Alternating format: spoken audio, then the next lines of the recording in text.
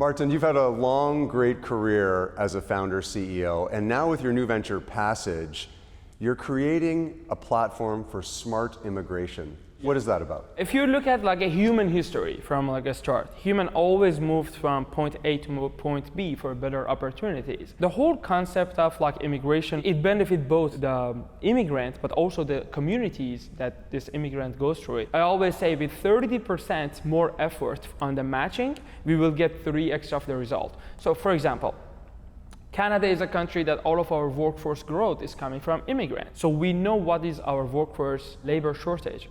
So if we bring people and kind of make sure that everyone we bring, they're the right fit for the labor shortage, and also we help them integrate with our economy, with our society, whether they're students or the workers or a skilled immigrant or the refugees or the parents of the immigrant, any single of these ones, if we make sure they come and we first select the right people, and then after that we make sure they integrate correctly with our country, the result that we're gonna get from our immigration is very, very beautiful, and it's like hugely beneficial not only to these immigrants but also to Canada.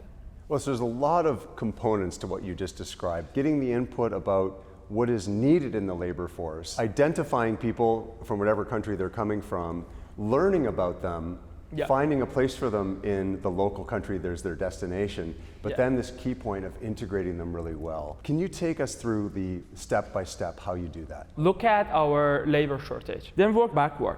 What are these people should have in terms of qualification to be able to become a nurse in Canada? Either they need to go to nursing school here or they need to come here, and then they have a path to make sure they're accredited again to be able to practice, because for example in terms of like nursing, this pretty like sensitive thing, like we have to like make sure there is some sort of a check. And they have the qualifications or the potential qualifications and are suitable. Exactly. Now work backward. Okay, does our re-accreditation, is that a smooth process?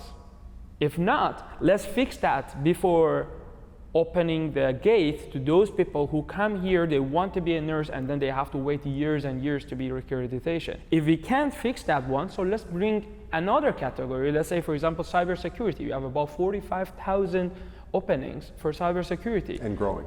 And growing. But when it comes our immigration, basically, if we target to where we need them in healthcare, in IT, in trades, in transportation, and everything else, we could make sure whoever we bring here, they can switch on and start contributing to this economy and to the society, so they would have a better life and they could have a life with dignity. So Martin, this is an amazing vision you have for Passage, but immigration systems and the government agencies managing them globally are somewhat notorious for being bureaucratic and slow and difficult to interact with. Yes. How is Passage going to overcome that challenge? With a lot of hard work. I wish I could tell you like it is an easy work. It's very, very hard work. Only 1% of people in the world make over $32,000. So from the other side, we are limited to who we can select to come here because financial barrier is the biggest problem. So Passage number one problem and challenge to solve is how can we create a system, find the most important ones, and if they have a financial challenge, it's okay. We will provide them with financial assistance in terms of a scholarship or loans or different factors so they can come here. And this is one of the biggest challenges that people have, is the financial requirements are often way beyond their means in order to pursue an opportunity like immigrating to a new country. How is Passage going to help solve that part of the problem? I tell it to you with one very quick example. So let's say per year if you want to study here, to study, let's say, cybersecurity, is $50,000 for your living cost plus tuition fee. Average GDP per capita from a country like Iran or India is about $2,000-$3,000.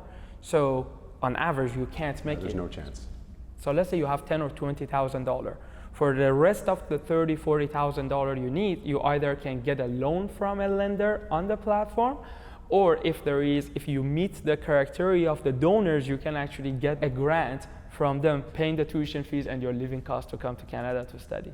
All of the learnings you got from being a founder CEO for 7 years at Apply Board, democratizing access to education, What are the learnings you've applied to the creation of Passage? It was hard building a Flyboard. I came to this country, I didn't have a lot of support, you know. I'm an immigrant, I came to this country with $6,000 and Flyboard got to 1,500 employees, couple of $1 billion in market cap. I never gave up because I loved what I'm solving, the problem I'm solving. So I think being a mission-oriented company is very important. That's like #1 learning, and I will continue doing that in Passage and everything else I do. I want to do it for impact.